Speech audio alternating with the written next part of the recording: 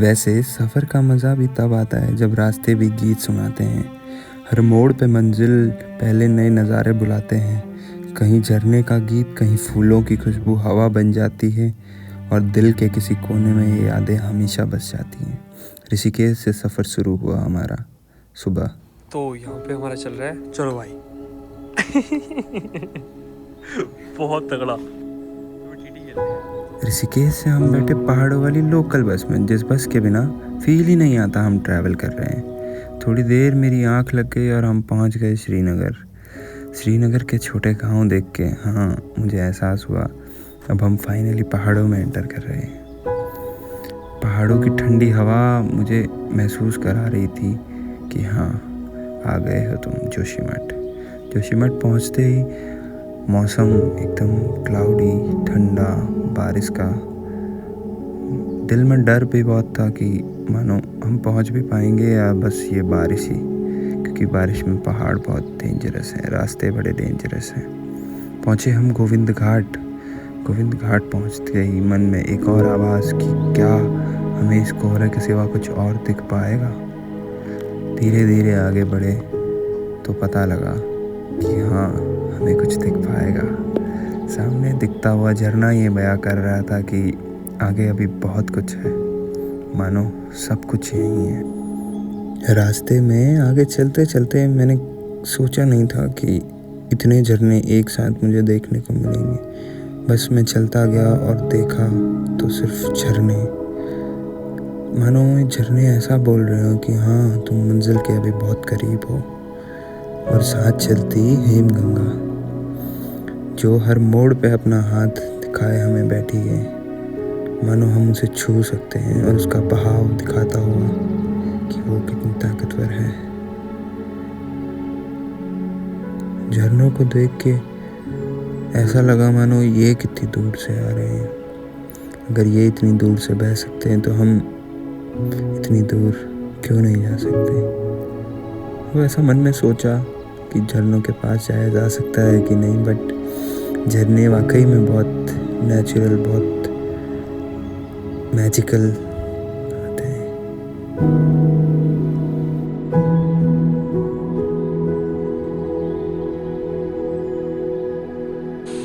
आज के हम वैली ऑफ फ्लावर्स के अंदर 500 मीटर की हाइक करके, तो यहाँ पे पहाड़ इतने ऊंचे हैं कि आई गेस मुंडी उठा के भी वो दिख नहीं रहे हैं, पूरा कोहरा लगा है। And check the view guys.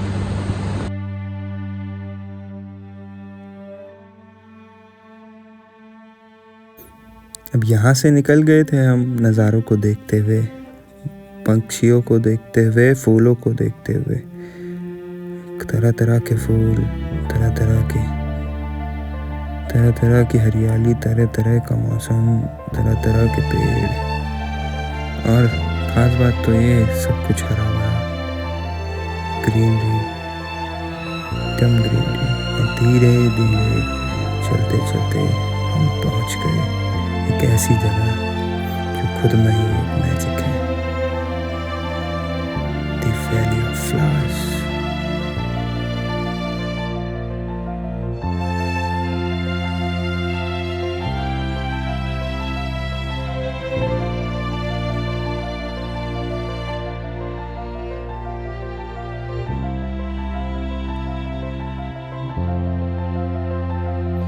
और एक ऐसी चीज़ थी जिसने हमारा पीछा हमारे सफ़र की शुरुआत से आखिरी तक नहीं छोड़ा, ये बारिश।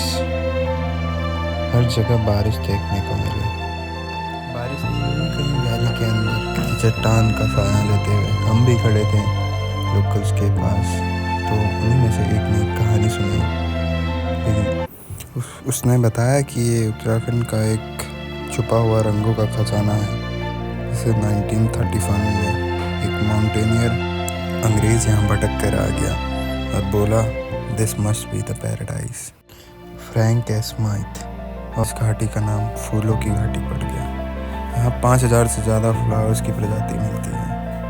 अगले दिन हम जोशीमठ वापस आ गए क्योंकि बारिश का कहर बहुत ज़्यादा था।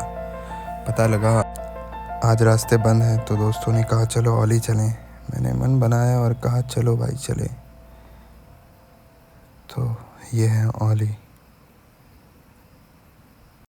So guys, right now we are at the top of the world, I guess.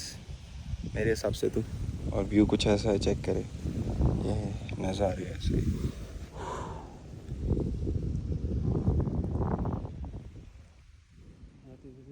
शांति कितनी है।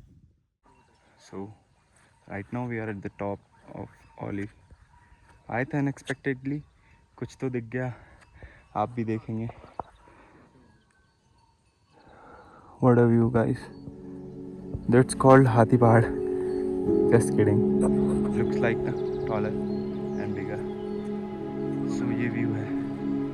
वो कहते हैं ना, कभी कभी कुछ ना चाहते हुए भी हम पा लेते हैं कुछ। मैंने ये नज़ारा पा लिया अपनी इन आँखों से, इन चमकते हुए माउंटेन्स को देख लिया। मानो मेरा दिल इन पहाड़ों में कहीं समा गया।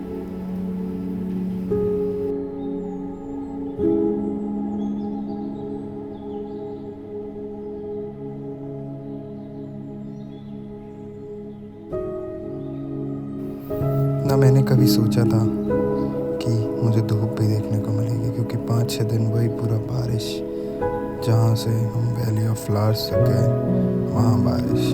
बट किसे पता था मौसम कुछ ऐसा रूप लेगा, इतने मैजिकल व्यूज़। सच में मेरा दिल बस यहीं बस जाने को करता है।